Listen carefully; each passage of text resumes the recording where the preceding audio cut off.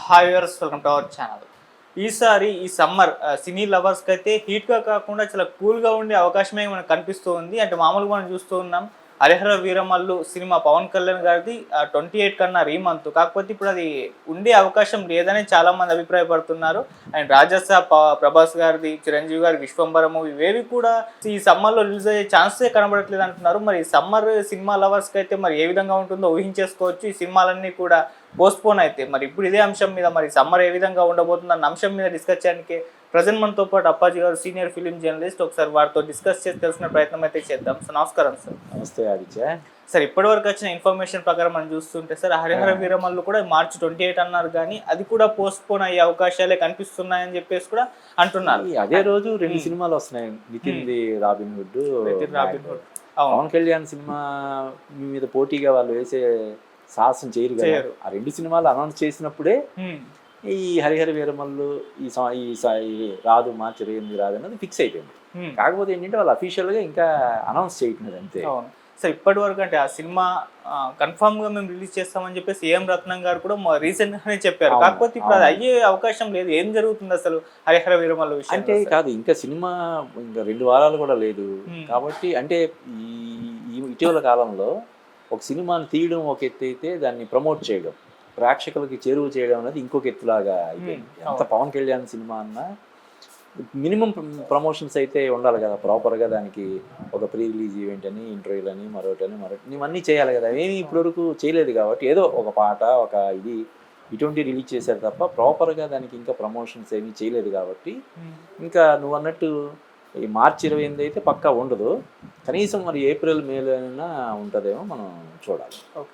And sir Prabhas గారు అభిమానులకైతే ఒకటి అలవాటు అయిపోయింది సార్, ఆయన సినిమా డేట్ అనౌన్స్ చేయడం, ఆయనకు సంబంధించిన సినిమాలు అవి పోస్ట్పోన్ అవ్వడం, వీళ్ళు ఫిక్స్ అయిపోవడం. సినిమా డేట్ అనౌన్స్మెంట్ చేశారంటే దీని తర్వాత ఒక 2-3 నెలలకు రిలీజ్ అవుతుంది అని చెప్పేసి చాలా మీమ్స్ అలా రావడం చూస్తాం. ఇప్పుడు రాజసాబ్ విషయంలో కూడా అదే జరిగినట్టుగా మనకు అనిపిస్తుంది సార్. ఈ సినిమా కూడా క్లైమాక్స్ ఇంకా పూర్తి కాలేదు, ఎందుకంటే ప్రభాస్ గారు ఫుల్ బిజీ షెడ్యూల్లో ఉన్నారు. ఆయన చాలా సినిమాలు ఆయన చేతుల్లో ఉన్నాయి. అందుకే రాజసాబ్ కూడా లేనట్టుగానే వస్తుంది సార్. అంటే ఇప్పటి వరకు అప్డేట్స్ ఆ సినిమాకి సంబంధించి ఇవ్వకపోవడం చూస్తూ ఉన్నాం సార్. మరి ఆ సినిమా కూడా వచ్చే అవకాశం లేదంటారా సార్? అంటే ఆదిత్య, ఇప్పుడు ఈ సినిమాలు పెద్ద హీరోల సినిమాలకు సంబంధించి ఏమవుతుందంటే, షూటింగ్ త్వరగా అయిపోయినా కూడా పోస్ట్ ప్రొడక్షన్ అనేది చాలా టైం తీసుకుంటుంది.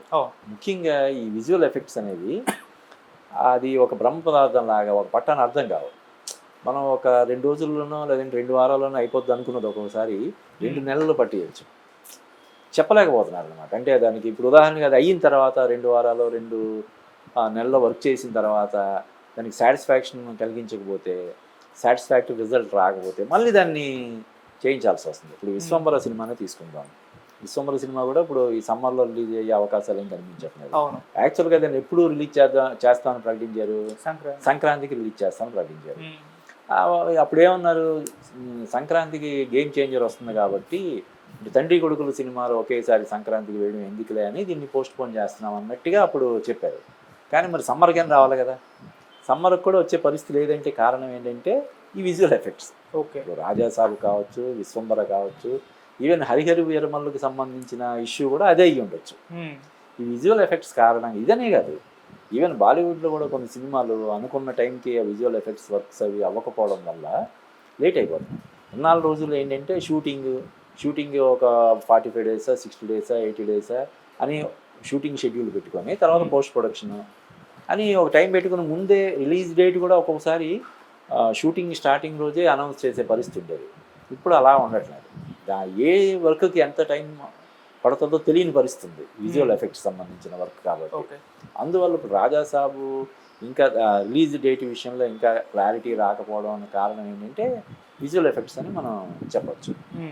మరి సమ్మర్ మరి ఆడియన్స్కు అంటే సినిమా ప్రేక్షకులకు ఏ విధంగా ఉండబోతుంది అంటారు సార్? అంటే నిజానికి మన తెలుగు సినిమానే కాదు, ఎవరికైనా సరే సమ్మర్ అనేది అతిపెద్ద సీజన్.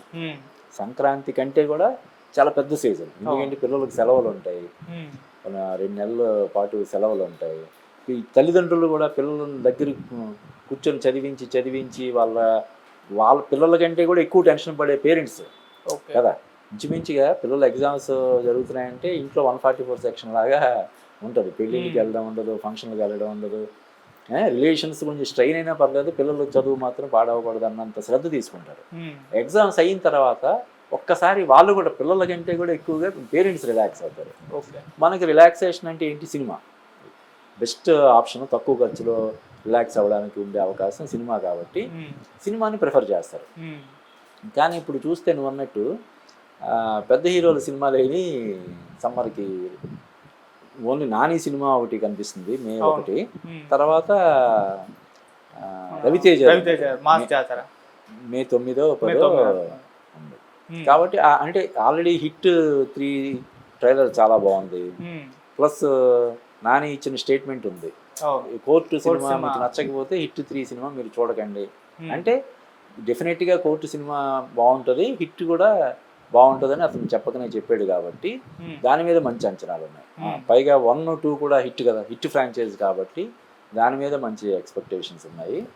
ఇక రవితేజ నాకు తెలిసి ధమాకా తర్వాత అతనికి వరుసగా ఫ్లాప్లే కదా, ఎన్ని సినిమాలు 4, 5 రామారావు అండ్ డ్యూటీ, ఏగెల్లో, రావణాసుర, మిస్టర్ బచ్చన్ ఇలాగా 4, 5 సినిమాలు వచ్చాయి.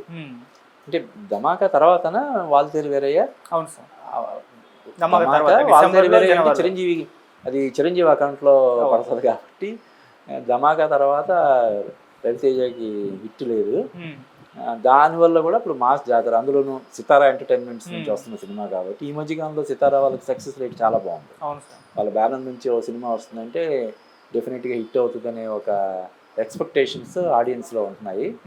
దానికి తోడు ధమాకా తర్వాత రవితేజ శ్రీలీల కాంబినేషన్లో వస్తున్న సినిమా, దీనికి తోడు మళ్ళీ రవితేజ 75వ సినిమా, హీరోగా అతను రవితేజ 75వ సినిమా. ఇన్ని ప్రత్యేకతలు ఉండడం వల్ల ఆ సినిమా మీద కూడా అంచనాలు ఉన్నాయి.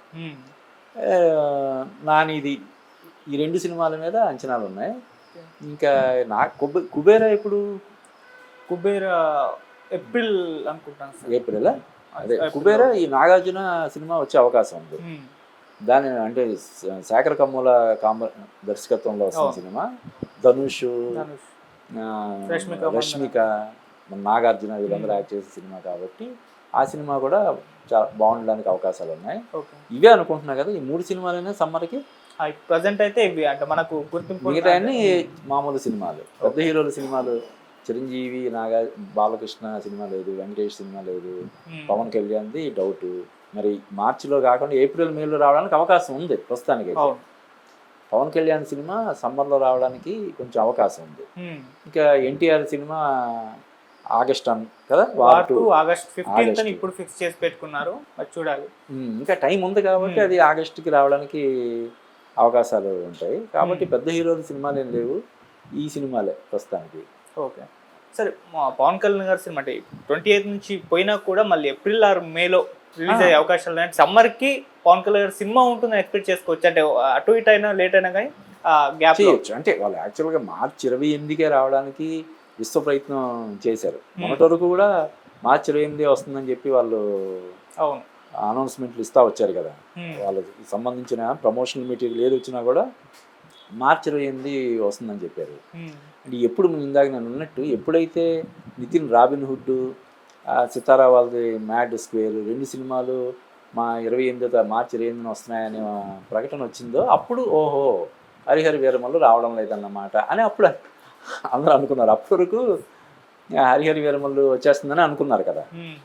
కాబట్టి అంటే మార్చి 28నే విడుదల చేయడానికి సర్వసన్నాహాలు చేసుకున్నారు. కాబట్టి లాస్ట్ మినిట్లో ఒక 10 days వరకు, 1 day వరకు, 1 week వరకు ఉండి లేట్ అయ్యి ఉంటే ఖచ్చితంగా అది ఏప్రిల్, మేలో రావడానికి అవకాశాలు ఉన్నాయి. ఓకే, సో ఒకటైతే ఎక్స్పెక్ట్ చేయొచ్చు, ఫ్యాన్స్ హోప్స్ అయితే పవన్ కళ్యాణ్ సినిమా కూడా ఈ సమ్మర్కి రావడానికి ఉంది. అంటే అదే పెద్ద సినిమా అవుతుంది ఈ సమ్మర్కి వచ్చే పెద్ద సినిమా హరిహర వీరమల్లే అవుతుంది. పైగా దానికి సాంగ్స్ బాగున్నాయి, అన్నీ ఇప్పటివరకు రిలీజ్ చేసినటువంటి పవన్ కళ్యాణ్ పాడిన పాట కావచ్చు, ఇవన్నీ బాగున్నాయి. కాబట్టి ఆ సినిమా పట్ల కూడా మంచి అంచనాలు ఉన్నాయి. వస్తే మాత్రం ఖచ్చితంగా ఇప్పుడు సినిమాలు కూడా ఏం లేవు, కాంపిటీషన్ కూడా ఏమి ఉండదు. కాబట్టి సమ్మర్ విన్నర్ హరిహర వీరమల్లు అవ్వడానికి అవకాశాలు పుష్కలంగా ఉన్నాయి. ఓకే, సో ఈ గ్యాప్లో అంటే స్టార్ హీరోల సినిమా అంటే సమ్మర్కి పెద్ద రాకపోవడం చిన్న సినిమాలు లేకుంటే మీడియం రేంజ్ సినిమాలన్నీ కూడా వర్కౌట్ అయ్యే అవకాశాలు మనకు కనిపిస్తాయి. ఎందుకంటే మామూలుగా ఒక స్టార్ హీరో సినిమా వచ్చిందంటే ఆ గ్యాప్లో ఇటుపక్క చిన్న సినిమాలు రిలీజ్ అవ్వడానికే ఉండవు. ఎందుకంటే అదే లాక్కుపోతుంది. అంటే ఇప్పుడు ఎవరైనా సాహసం చేసి రిలీజ్ చేస్తానంటే కూడా థియేటర్లు ఇచ్చేవాళ్ళు ఎవరు ఉంటారు? థియేటర్లు దొరకవు. పవన్ కళ్యాణ్ సినిమా హరిహర వీరమల్లు రిలీజ్ అవుతుంది. వేరే వాళ్ళు ఎవరైనా ప్రొడ్యూసర్ సాహసం చేసి పవన్ కళ్యాణ్ సినిమాతో పాటు నాది కూడా రిలీజ్ చేసుకుంటానని ముందుకు వచ్చినా కూడా థియేటర్లు ఎవరు ఇస్తారు?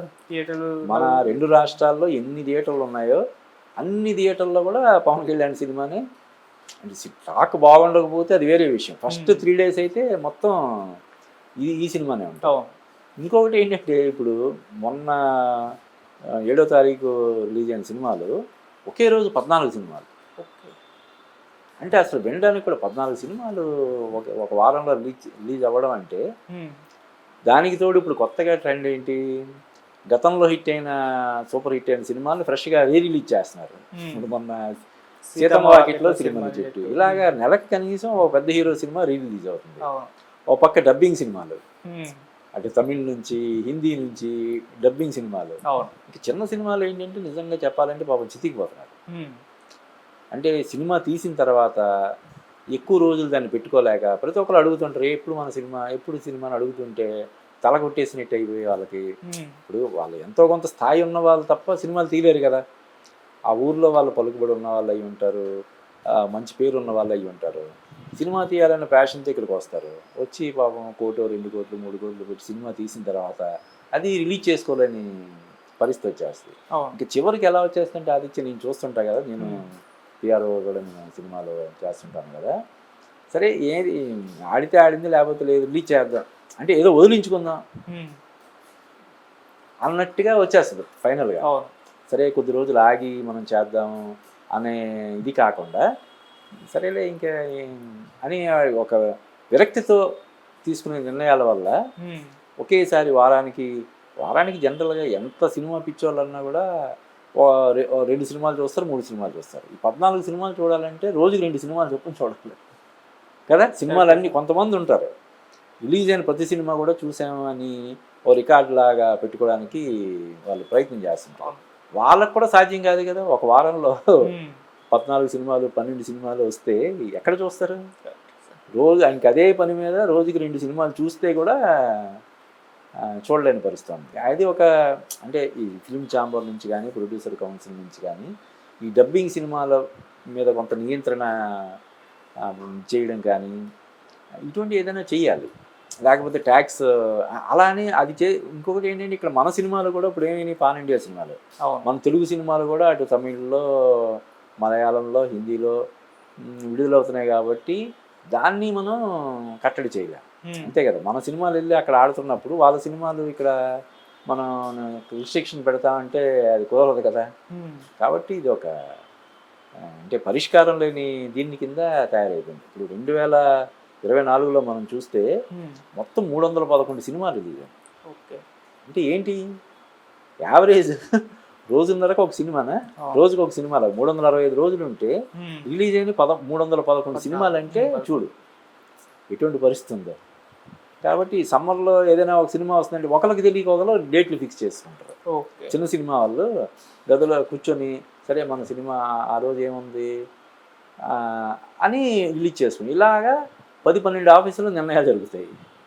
ఒకేసారి 10-12 సినిమాలు వచ్చేస్తున్నాయి. సో కాకపోతే ఏంటంటే పెద్ద సినిమాలు లేకపోవడం అనేది ఎప్పుడు కూడా కొంచెం అడ్వాంటేజే. కనీసం థియేటర్లో దొరుకుతాయి. కాబట్టి ఈ సమ్మర్ని ఈ చిన్న సినిమాలు ఎంతవరకు సద్వినియోగం చేసుకుంటాయి అన్నది మనం వేచి చూడాలి. ఓకే, ఇంకో ఎఫెక్ట్ కూడా చిన్న సినిమాల మీద పడే అవకాశం ఉందని అంటున్నారు సార్. అది కూడా IPL 24 నుంచి స్టార్ట్, మరి 22 నుంచి సార్. అవునవును, క్రికెట్ ఇప్పుడు మెయిన్ పెద్ద హీరోల సినిమాలు కూడా ఇప్పుడు క్రికెట్ మంచి ఇంట్రెస్టింగ్ మ్యాచ్ ఉందంటే ఆ రోజు కలెక్షన్స్, ఈవెన్ చావా సినిమా కూడా అది ఎఫెక్ట్ పడింది ఆ మధ్య. అవును, ఇంపార్టెంట్ మ్యాచ్ ఉన్న రోజు కలెక్షన్స్ డ్రాప్ అయింది. అదొకటి. అంటే మూలిగే నక్క మీద తాటిపండు పట్టేట్టు అసలే జనాలు థియేటర్లకి రావడం లేదు చిన్న సినిమాల కంటే. ఇంకా ఇంట్లో కూర్చొని క్రికెట్ చూసేటప్పుడు అదేంటి ఇప్పుడు మనం చూసే సినిమాల్లో రీల్కి ఎంటర్టైన్మెంట్ ఉంటుందో మనకి ఉంటుందో లేదో తెలియదు, కానీ క్రికెట్లో అయితే ప్రతి బాల్కి ఎంటర్టైన్మెంటే కదా. అవును సార్. అది 4 అవుతుందా, 6 అవుతుందా, లేదంటే క్లీన్ బౌల్డ్ అవుతాడా, ఇలాగా ఉంటాయి కదా. అవును. ఇవి ఇంట్రెస్టింగ్గా ఉంటుంది కాబట్టి అందరూ కూడా టీవీలు అతుక్కుపోయి హ్యాపీగా చూసుకుంటారు, లేదంటే ఫోన్లో అయినా చూసుకుంటారు తప్ప థియేటర్లకు వెళ్ళట్లేదు. అది కూడా ఒక రకమైనటువంటి, అంటే ఒకప్పుడు క్రికెట్ అనేది చాలా పరిమితంగా కొంత ఉండేది, ఇప్పుడు విస్తృతం అయిపోయింది. అయినా సరే మరి జనాలకి పెద్దగా దాని మీద ఎక్కువైనప్పుడు ఏం చేయాలంటే కొంత బోర్ కొట్టాలి, ఎక్కువైపోయింది అని చెప్పి చిన్న ఇది రావాలి, యాంటీ ఇది ఉండాలి. ఇదేమో పెరుగుతూ ఉంది క్రికెట్ సంబంధించి, ఎక్కువయ్యే కొద్దీ ఈ క్రికెట్ పిచ్చి కూడా ఎక్కువ అవుతుంది. కాబట్టి దాని ఇంపాక్ట్ కూడా నువ్వు అన్నట్టు సినిమాల మీద ఉంటుంది. వాటిని కూడా దృష్టిలో పెట్టుకొని చిన్న సినిమాలు రిలీజ్ అన్నది ప్లాన్ చేసుకోవాలి. Right sir. Thank you so much sir. Thank you.